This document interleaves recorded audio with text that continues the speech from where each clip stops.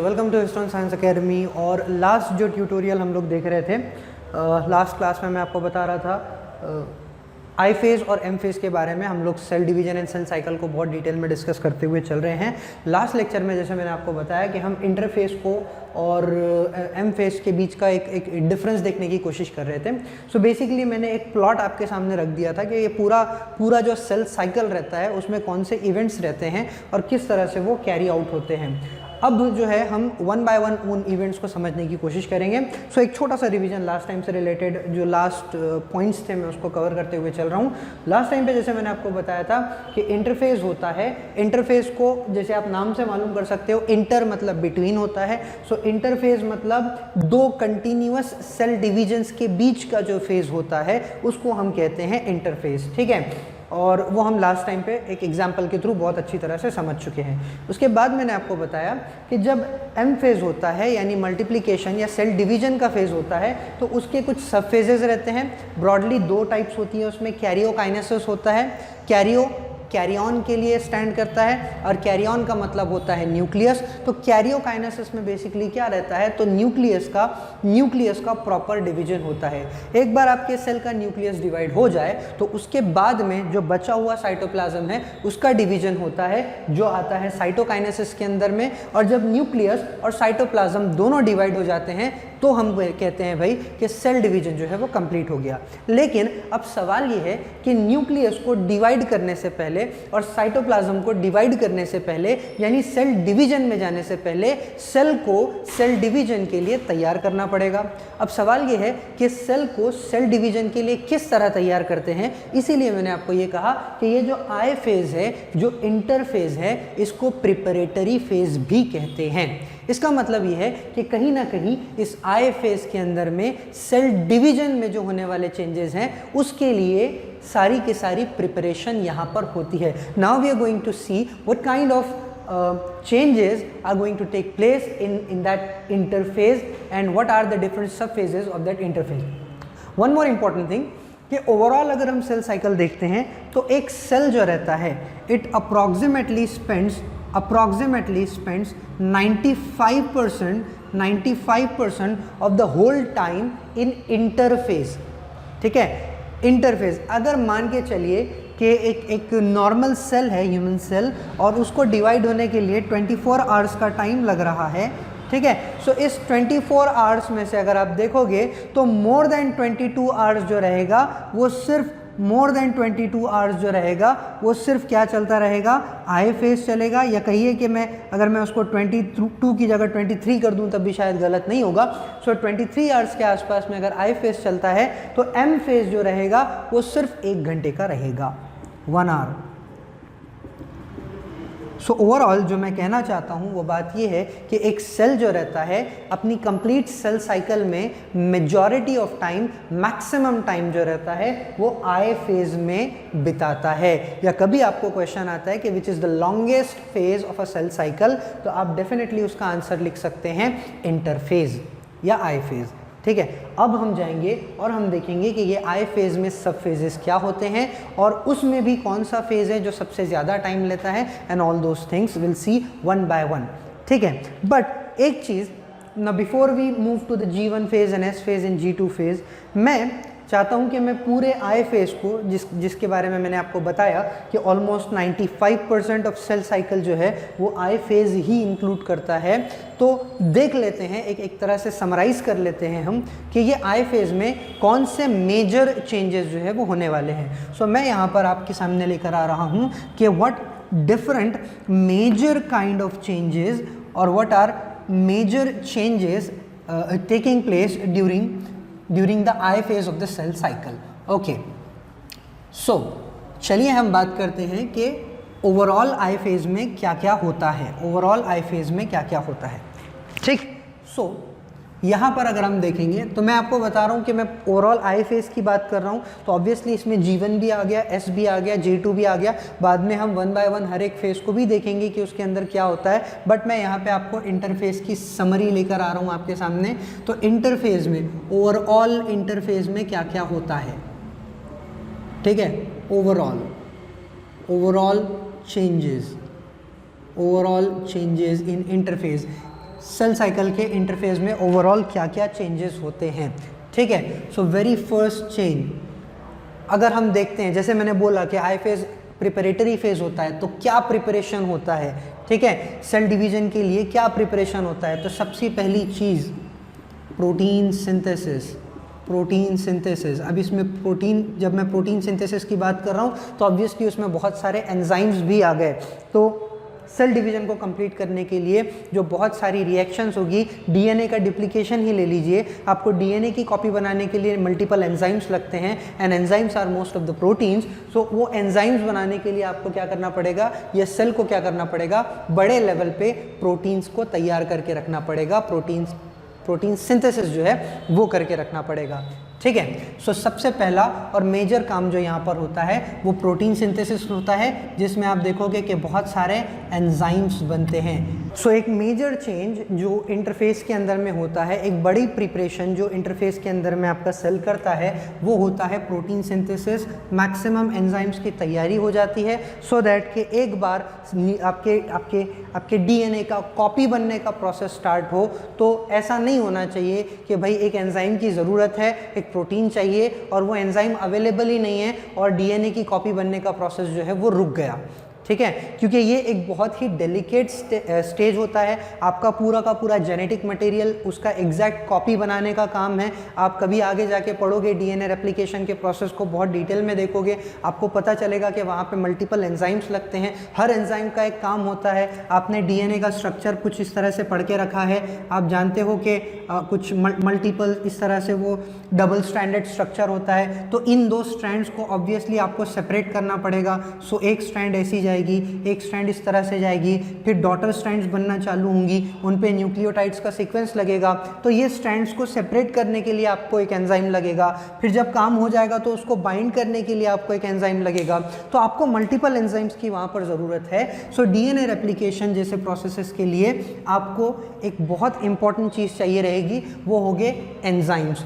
तो इससे पहले कि डीएनए रेप्लिकेशन हो और इससे पहले कि आपके जेनेटिक मटेरियल का कॉपी बने, सेल इंश्योर करता है कि आपके पास में सारे एंजाइम्स तैयार रहने चाहिए, and this is one of the preparatory stages that take place inside the I phase. So I hope कि ये पॉइंट आपके लिए क्लियर होगा। नेक्स्ट अगर मैं बात करूं प्रोटीन सिंथेसिस के बाद में, हाँ, एक और इम्पॉर्टेंट प्रोटीन की जहाँ मैं बात करता हूं, तो इसी प्रोटीन सिंथेसिस में हिस्टोन प्रोटीन्स जो रहते हैं उनका भी सिंथेसिस होता है।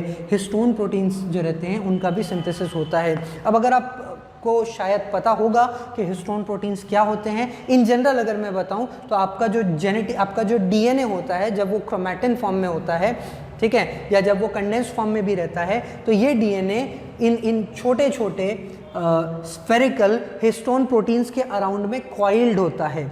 ठीक है, और ये कॉइलिंग इसलिए रहती है ताकि पूरा का पूरा डीएनए जो है वो कहीं टैंगल्ड ना हो जाए, गुत्था ना हो जाए। दैट इज़ द रीज़न कि आपको ये हिस्टोन प्रोटीन्स लगते हैं। अगर ये हिस्टोन प्रोटीन्स नहीं रहेंगे तो पॉसिबिलिटी है कि डीएनए का टैंगलिंग हो जाएगा, डीएनए जो है वो आपस में, उसकी जो स्ट्रैंड्स रहेगी वो आपस में गुत्था हो जाएगी। चलिए ठीक है, आगे बढ़ते हैं। और जो मेजर स्टेज है, अब एक बार आपके पास में सारे एंजाइम्स और प्रोटीन्स बन गए, तो जो सेकंड सबसे इंपॉर्टेंट चीज़ होती है, या कहिए कि सबसे इंपॉर्टेंट चीज़ पूरे सेल डिवीजन की होती है, वो होता है आपका डीएनए डुप्लीकेशन। डीएनए डुप्लीकेशन, आपके जेनेटिक मटेरियल की, आपके डीएनए की कॉपी बनती है, जिसको मैं डीएनए डुप्लीकेशन भी कह सकता हूँ, मैं इसको डीएनए रेप्लिकेशन भी कह सकता हूँ। रेप्लिकेशन जैसा मैंने लास्ट लेक्चर में आपको बताया था कि replication stand comes from replica, replica का मतलब होता है कॉपी। चलिए ठीक है, सो डीएनए डुप्लीकेशन होगा, बहुत इंपॉर्टेंट स्टेज है। वंस डीएनए डुप्लीकेशन हो जाएगा तो इसका मतलब अब आपके पास में, आपके सेल के अंदर में ओरिजिनल डीएनए तो है ही है, लेकिन साथ में उसका एक कॉपी भी तैयार है। सो अब अगर इस सेल डिवीजन के अंदर जाता है और डॉटर सेल बनाता है, तो आपके सेल के पास में ऑलरेडी एक कॉपी रहेगी जो वो डॉटर सेल के अंदर में ट्रांसफ़र कर पाएगा। ठीक है। सो ये एक प्रिपरेशन जो रहेगी ये होती है आपके इंटरफेस के अंदर। एग्जैक्टली कौन से फेज में होती है तो ये मैं आपको आगे बताऊंगा। जैसे मैंने बताया कि हम समराइज कर रहे हैं कि क्या क्या मेजर चेंजेस होते हैं। उसके अलावा 10th स्टैंडर्ड में आपने मियोसिस माइटोसिस पढ़ा है और आपने पढ़ा है कि वहाँ पे स्पिंडल बनता है, वहाँ पे एस्ट्रल बॉडी बनती है या एस्टर रेस का फॉर्मेशन होता है माइक्रोट्यूब्यूल्स के थ्रू। तो उस प्रोसेस में आपको एक सेल ऑर्गेनेल का काम पड़ता है जो होता है सेंट्रियोल। ठीक है, सेंट्रियोल। तो सेंट्रियोल आप जानते हो कि 2 सेंट्रियोल्स रहते हैं, इस तरह से आपने पढ़ के रखा है। आप जानते हो कि एक सेंट्रियोल सेल के ऊपर की तरफ रहता है, एक नीचे की तरफ रहता है। क्रोमोसोम्स जो है वो बीच में अलाइन हो जाते हैं और हर सेंट्रियोल जो रहता है वो क्रोमोसोम्स के या हर क्रोमैटिड के सेंट्रोमियर पे जो है अपना माइक्रोट्यूब्यूल अटैच करता है। सो ये जो पूरी असेंबली है जिसको हम स्पिंडल कहते हैं या स्पिंडल फाइबर कहते हैं, ये असेंबली पॉसिबल नहीं होगी अगर आपके पास में सेंट्रियोल नहीं होगा तो। ठीक है, सो आपको 2 कॉपीज चाहिए सेंट्रियोल की। सो यहीं पे इसी इंटरफेस में सेंट्रियोल्स का भी डुप्लीकेशन होता है और उसका एक कॉपी बनता है, जिसमें से आप देखोगे कि एक कॉपी सेल के एक पोल पे जाएगा, दूसरा कॉपी दूसरे पोल पे जाएगा और फिर दोनों तरफ से स्पिंडल फॉर्मेशन जो रहेगा वो प्रॉपरली हो पाएगा। ठीक है, सो ये एक इंपॉर्टेंट चेंज है जो यहाँ पर होती है। उसके बाद में अब बहुत सिंपल सी चीज़ है, देखिए अगर आपको प्रोटीन सिंथेसिस करना है, ठीक, अगर आपको प्रोटीन सिंथेसिस करना है तो आपको प्रोटीन की फैक्ट्रीज बढ़ाना पड़ेगा। बेसिकली प्रोटीन सिंथेसिस कहाँ पर होता है तो हमने 10th स्टैंडर्ड में ही सेंट्रल डॉग्मा ऑफ लाइफ पढ़ा है। हम वो पूरा सीक्वेंस जानते हैं कि किस तरह डीएनए से एमआरएनए बनता है, एमआरएनए फिर जो रहता है वो किस तरह से न्यूक्लियस से निकल के बाहर जाता है, राइबोसोमल आरएनए इसके पास में जाता है या कहिए कि राइबोसोम्स में जाता है और राइबोसोम्स के अंदर में फिर वो ट्रांसलेशन का प्रोसेस होता है और तब जाके फिर जो है वहाँ से प्रोटीन्स बनते हैं। सो डीएनए से प्रोटीन बनाने के लिए आपको लगते हैं राइबोसोम्स। ठीक है, राइबोसोम्स के लिए आपको चाहिए रहेगा आरआरएनए यानी राइबोसोमल आरएनए जो राइबोसोम्स बना सके। ठीक है, अब अगर आपको आरआरएनए बनाना है, तो ये देखिए कि आरआरएनए कहाँ बनते हैं। तो जब हम सेल वाला चैप्टर पढ़ते हैं हमने देखा कि सेल के अंदर भैया होता है एक न्यूक्लियोलस, और यही न्यूक्लियोलस है जो आरआरएनएज यानी राइबोसोमल आरएनएज बनाने की फैक्ट्री है, उसका हब है। ठीक है, सो न्यूक्लियोलस जो रहेगा, न्यूक्लियोलस आरआरएनएज बनाएगा, ये आरआरएनएज राइबोसोम्स बनाएंगे और उन राइबोसोम्स में होगा प्रोटीन सिंथेसिस, तभी तो ये एंजाइम्स और ये सारे प्रोटीन्स बन पाएंगे। तो ओवरऑल मुझे ये बताना है कि आरएनएज का जो लेवल है, डिफरेंट टाइप के आरएनएज, एमआरएनए, उसके बाद आरआरएनए, फिर आपका एमआरएनए और इवन आपका जो टीआरएनए रहेगा, ये आरएनएज का जो कॉन्सेंट्रेशन रहेगा, जो क्वांटिटी रहेगा वो इंक्रीज होगा। ठीक है, और आरआरएनए खास तौर पे जो मैं आपको बता रहा हूँ वो बनता है न्यूक्लियोलस के अंदर में। सो न्यूक्लियोलस के 2 काम होते हैं, एक तो आरआरएनएज के सिंथेसिस को इंक्रीज करना, सिंथेसिस ऑफ आरआरएनए जो रहेगा उसको इंक्रीज करना और साथ ही साथ स्टोरेज भी इंक्रीज होगा, स्टोरेज ऑफ आरआरएनए जो रहेगा वो भी इंक्रीज होगा। और ऑब्वियसली अगर स्टोरेज इंक्रीज होगा तो कहीं ना कहीं न्यूक्लियोलस का साइज जो रहेगा वो भी इंक्रीज होगा। सो ये फेज में आपको ये एक और चेंज देखने के लिए मिलता है कि न्यूक्लियोलस का साइज जो रहता है वो इंक्रीज होता है। क्यों इंक्रीज होता है, मैंने रीज़न बताया कि सिंथेसिस जो है आरएनए का वो भी बढ़ रहा है, उसको ज़्यादा काम करना है, प्लस स्टोरेज भी बढ़ रहा है। यही आरआरएनएज राइबोसोम्स बनाएंगे और यही राइबोसोम्स जो है वो प्रोटीन सिंथेसिस में हेल्प करेंगे। सो आई होप कि ये पॉइंट भी आपके लिए क्लियर होगा। दूसरी चीज़, अब ये सब करने के लिए क्या आपको एनर्जी नहीं चाहिए? ठीक है, ऑब्वियसली हमारे सेल के अंदर में नंबर ऑफ एंजाइमेटिक रिएक्शंस होती है और बहुत सारी रिएक्शंस में एटीपीज एनर्जी का रिक्वायरमेंट होता है। तो अगर ये सारी तैयारियां अगर चल रही है इस सेल के अंदर में, इतने बड़े लेवल पे अगर प्रिपरेशंस चल रही है तो ऑब्वियसली उसको बड़े लेवल पे एनर्जी की भी ज़रूरत होगी। तो यहाँ पर हम देखते हैं कि एटीपीज का लेवल जो रहेगा वो भी इंक्रीज होगा। अब देखिए बहुत लॉजिकल सी चीज़ है, अगर एटीपीज का लेवल बढ़ाना है तो क्या आपको एटीपी एटीपीज बनाने वाली फैक्ट्रीज को नहीं बनाना पड़ेगा क्या? तो यहाँ पर मैं ये भी बोल सकता हूँ कि माइटोकॉन्ड्रियाज जो रहेंगे उनका भी लेवल इंक्रीज होगा, तभी तो जाके वो एटीपीज बना पाएंगे।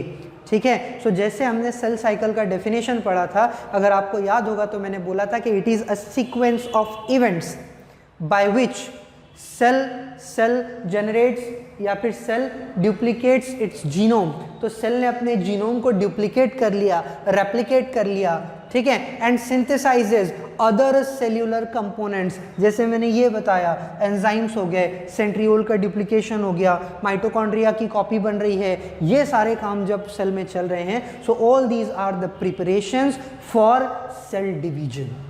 ठीक है, इसीलिए इस इंटरफेस को मैंने प्रिपरेटरी फेज कहा।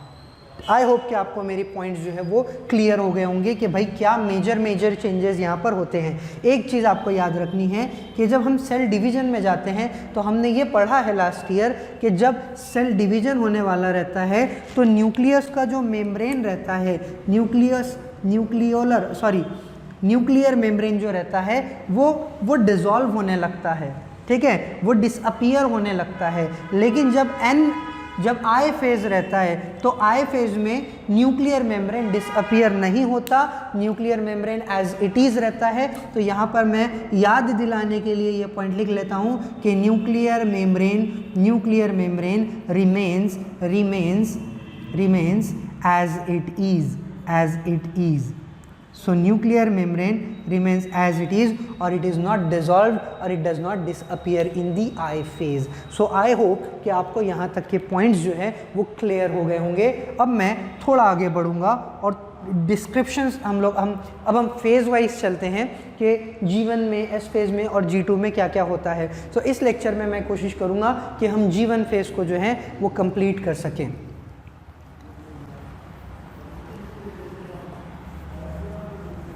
वंस हमारा G1 फेज़ कंप्लीट हो जाता है तो उसके बाद जो है हम S फेज़ की बात करेंगे।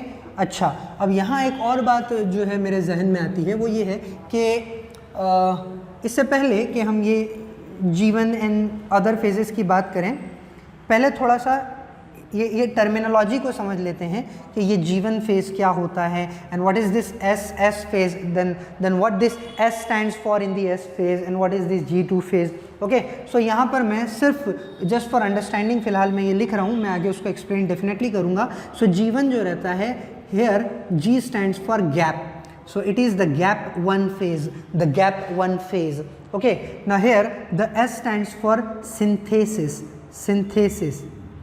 So one thing is very clear from this thing, from the name of the phase itself, that I can surely say that something is being synthesized in this particular phase। कुछ तो यहाँ पे definitely बन रहा है दया, कुछ तो गड़बड़ है।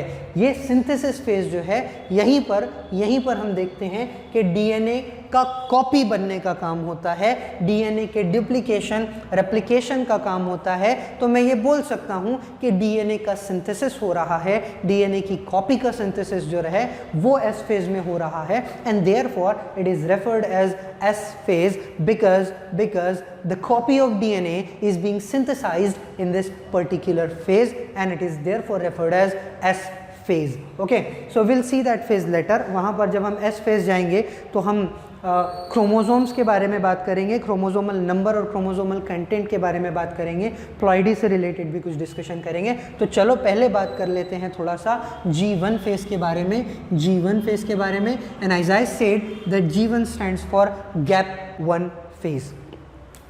अच्छा, एक और बात मुझे याद आती है कि G1 फेज़ के कुछ और नाम भी हैं। ठीक, अगर आप ये मान लें कि ये एक सेल है, डिप्लॉयड सेल है, ठीक है, वो हैप्लॉइड डिप्लॉयड फिलहाल के लिए चलिए बस ऐसे ही जस्ट फॉर अंडरस्टैंडिंग, कुछ चीज़ अधूरी नहीं रहनी चाहिए इसलिए मैं बता रहा हूँ। तो ये आपका एक सेल है और ये डिवीज़न में गया, ये पेरेंट सेल मैं इसको बोलता हूँ, चलिए ये पेरेंट सेल है, इसका डिवीज़न हुआ, इसने एक डॉटर सेल बनाया, ऑब्वियसली एग्जैक्ट उसकी कॉपी है, ठीक है। सो ये हुआ उसका एक cell cycle, first cell cycle, okay. So ये आपका जो सेल था ये G1 फेज से सारे फेजेस को कंप्लीट किया, इसके यहाँ से उसने स्टार्ट किया, ये आपका एक सिंगल सेल है, ठीक है। इस सेल ने G1 फेज से अपना जर्नी स्टार्ट किया और साइटोकाइनेसिस यानी कंप्लीट सेल साइकिल होने के बाद में अब इसके 2 सेल्स बन गए हैं, इसने एक डॉटर सेल बना लिया।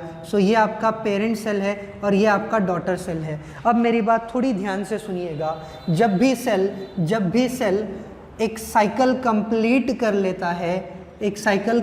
कर लेता है, यानी इंटरफेज कंप्लीट कर लेता है, उसके बाद में एम फेज को भी क्रॉस कर लेता है, प्रिपरेशन कंप्लीट होता है, सेल डिवीजन भी कंप्लीट हो जाता है, 2 सेल्स बन जाते हैं, तब हर सेल, जो पेरेंट सेल है वो भी और जो डॉटर सेल है वो भी, दोनों के दोनों सेल्स जो रहेंगे they will enter into G1 phase again.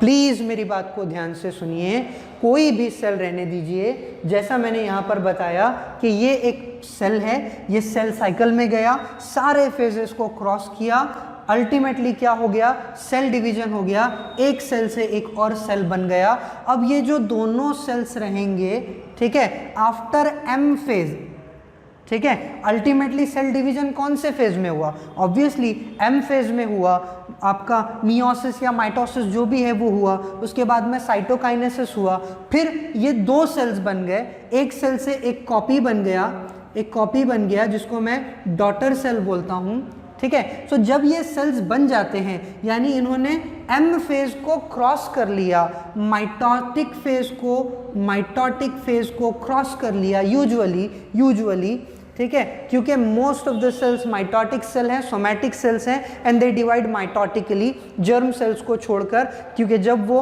Gametes बनाते हैं तो मियोसिस होता है, हम बाद में उसको देखेंगे, ठीक है। सो मैं ओवरऑल क्या बताना चाह रहा हूँ वो देखिए कि एम फेज के बाद में, या फिर मैं ये बोल सकता हूँ कि माइटोसिस कंप्लीट होने के बाद में, सेल डिवीजन कंप्लीट होने के बाद में, हर सेल दोबारा से कंपल्सरीली एंटर करता है G1 फेज में, ठीक है। सो यहाँ आप देखो, ये पेरेंट सेल ने डॉटर सेल तो बनाया, लेकिन फिर उसके बाद में वो दोबारा से वापस कहाँ आ गया, G1 फेज में आ गया।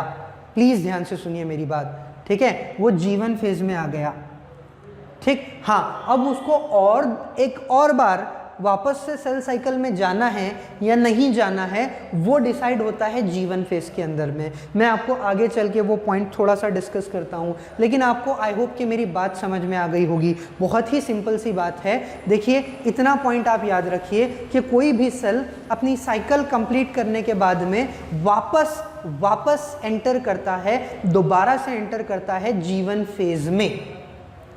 फेज में, ठीक है। फिर नई साइकिल स्टार्ट करना या नहीं करना ये डिसाइड होता है G1 फेज में, लेकिन सेल अपनी एक साइकिल कंप्लीट करने के बाद दोबारा से तो आएगा कंपल्सरीली, कहाँ पे, G1 फेज में वो एंटर करेगा।